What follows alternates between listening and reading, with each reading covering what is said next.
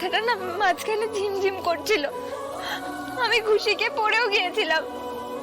ভাবতে পারিনি আমি যে আমি আবার উঠে দাঁড়াতে পারবো। আমি আমি তখনই ঘোরের মধ্যে স্যারকে দেখি। স্যার আমায় বলছেন, আমার স্বপ্নটা পূরণ করো ফুলকি দাস, আমার স্বপ্নটা পূরণ করো। এরপরও স্যার অজ্ঞান হয়ে থাকতে পারে? এটাও হতে পারে মা?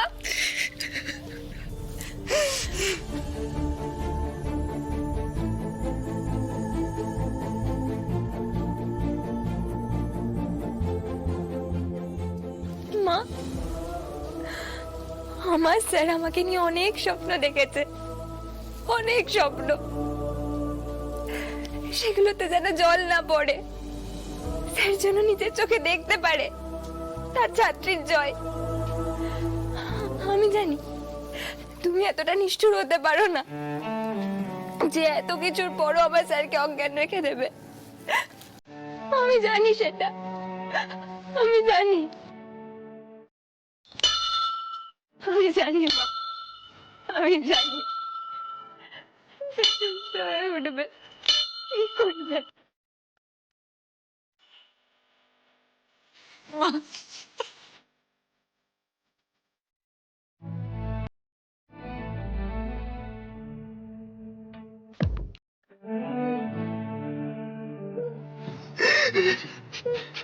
মেজেকি শক্ত হও, শক্ত করো নিজেকে, সব ঠিক হয়ে যাবে গো।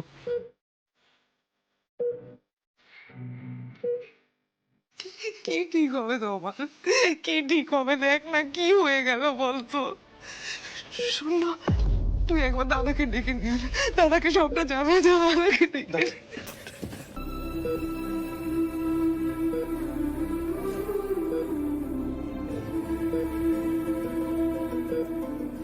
দা ভাই,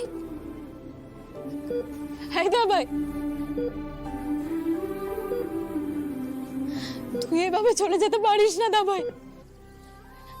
শোন না দা ভাই, আজ ফুলকি যেভাবে জিতে এসেছে না, তারপরে তুই ওকে ছেড়ে চলে যেতে পারিস না দা ভাই। আমাদের সবাইকে ছেড়ে তুই চলে যেতে পারিস না দা ভাই। তোকে সুস্থ হতে হবে দা ভাই, তোকে চোখ মেলে তাকাতে হবে।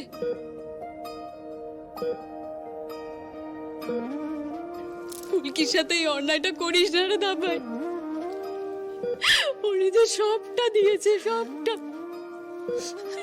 শুধুমাত্র তোর স্বপ্ন পূরণের জন্য দা ভাই।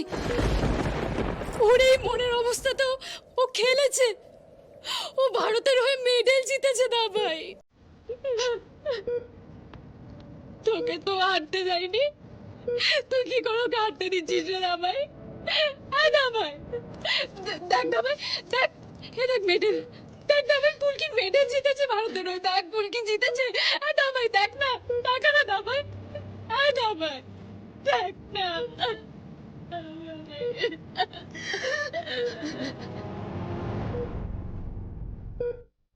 নার্স,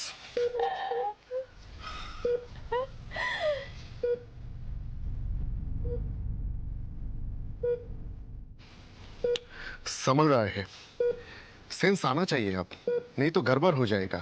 हम लोग हर तरह की कोशिश कर रहे हैं। He should respond. नर्स, आप लोग आइए, एक और इंजेक्शन ट्राई करते हैं।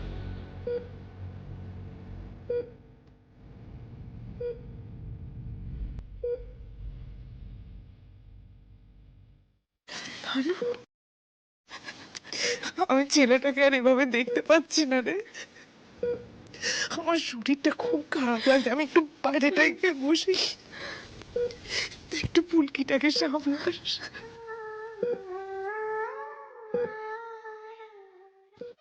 রক্ষা করেছে। আমরা এবার স্যারকে বাড়ি ফিরিয়ে নিয়ে যেতে পারবো জেঠুমনি। আমার আর দিল্লিতে এক মুহূর্ত থাকতে ভালো লাগছে না। ফুলকি, বিশ্বাস করো তোমার মতো প্লেয়ার আমি খুব কম দেখেছি, কিন্তু দেখো এত বড় একটা ম্যাচ জিতলে অথচ যা সিচুয়েশন আমরা সেলিব্রেট পর্যন্ত করতে পারছি না। রোহিত শুধু সুস্থ হয়ে উঠুক, তারপর তোমার অনারে আমরা কিন্তু একটা বিরাট পার্টি দেব। আচ্ছা ফুলকি, খেলার মাঝখানে তোমাকে এমন অস্বাভাবিক লাগছিল কেন বলো তো? যেন মাথা ঝিমঝিম করছে। হ্যাঁ ঠিক ফুলকি, আমিও লক্ষ্য করছিলাম এরকম কিছু একটা হচ্ছিল।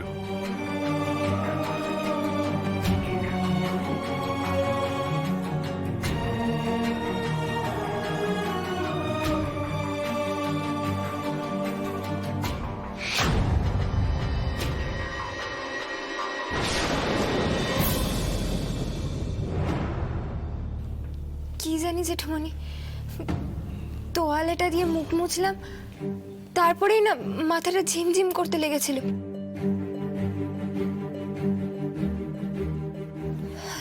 ঝাপসা লাগছিল চারিদিকটা। কি বলছো ফুলকি? দিলীপবাবু, আপনি একটু ভালো করে খোঁজ নিয়ে দেখুন তো এমনটা কেন হলো। মানে দেখুন, এমন কি সম্ভব যে আমাদের তরফ থেকে এমন কোনো খাবার দাবার দেওয়া হয়েছে যার ফলে এমনটা হয়েছে? তো দেখুন, ফুলকি যে এখন বলছে শুধু তাই তো নয়, এর আগেও এমন অনেক ঘটনাই হয়েছে, তাই খুব সন্দেহ হচ্ছে। আপনি এক কাজ করুন, আপনি সবকিছু খুব ভালো করে চেক করান, বক্সিং এর সমস্ত জিনিসপত্র, জার্সি, রোব, সবকিছু। Something is not right. Sir, Rohit sir যে মৃত্যুর মুখ থেকে ফিরে আসতে পেরেছে, এটাই আমার জন্য অনেক। আমি আর কিচ্ছু চাই না, কিচ্ছু না। এবার আপনারা সবাই প্রার্থনা করুন যেন স্যার তাড়াতাড়ি সুস্থ হয়ে উঠতে পারে।